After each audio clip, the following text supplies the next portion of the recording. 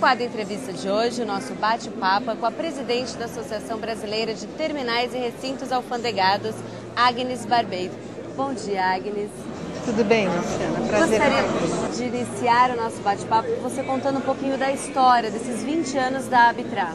Então, a Arbitra, Associação Brasileira de Terminais e Recintos Alfandegados, ela nasceu no dia 25 de outubro de 1989, portanto, 20 anos, né? Ela nasceu da necessidade de você organizar os serviços do porto com o advento do container, né? Nos anos 80.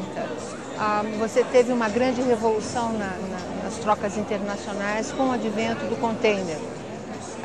As áreas que a gente chama de waterfront, né, de frente para os navios, elas ficaram muito ocupadas e você precisava então armazenar carga geral nos terrenos de retroárea, do que a gente chama de retroáreas, né? E daí nasceu a necessidade de se organizar em empresas, não é, que tratassem do manuseio e da armazenagem dessa carga. Desses 20 anos, se você tivesse que citar assim, um grande destaque, uma grande conquista da Arbitra, qual seria? Olha, ela entregou de presente para a alfândega um sistema informatizado que hoje é usado até hoje com certificação digital.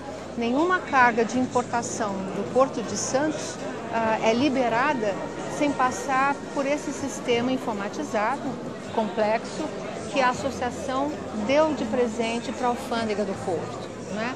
E esse ano a gente assinou um outro convênio com o Porto, a Autoridade Portuária e a Alfândega, para desenvolver o grande banco de dados comum de credenciamento de pessoas e veículos. Eu dou de presente para o setor público alguma coisa que todo mundo pode usar, é gratuito, né? E traz melhorias para o próprio porto.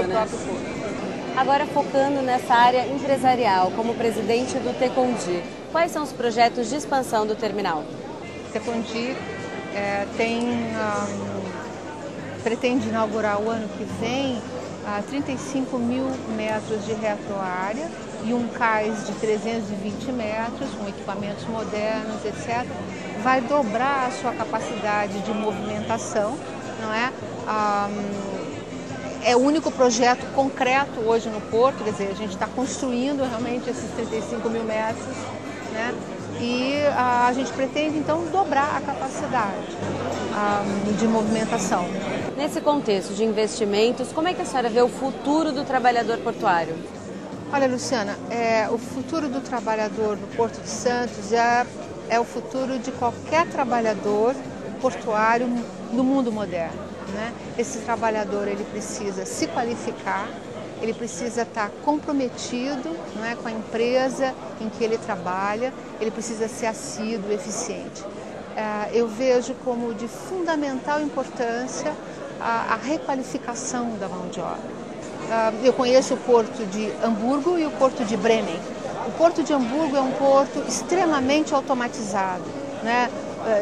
Não existem trabalhadores, para a gente resumir. E o porto de Bremen foi um porto que fez acordo com os sindicatos. E a produtividade do porto de Bremen é maior do que de Hamburgo. Então eu acredito no trabalhador portuário requalificado, comprometido, assíduo e parceiro, né, nos projetos. Nesse contexto, então, a automação do Porto de Santos, dos portos brasileiros, é inevitável? A automação é inevitável, mas a automação não significa dispensa de mão de obra, significa realocação dessa mão de obra, né? O trabalhador, ele é muito necessário. E as relações trabalhistas, a questão do trabalhador e do empresário? O papel do sindicato ainda é importante? Como é que a senhora vê essa diferenciação? Luciana, eu acho que o sindicalista moderno, né,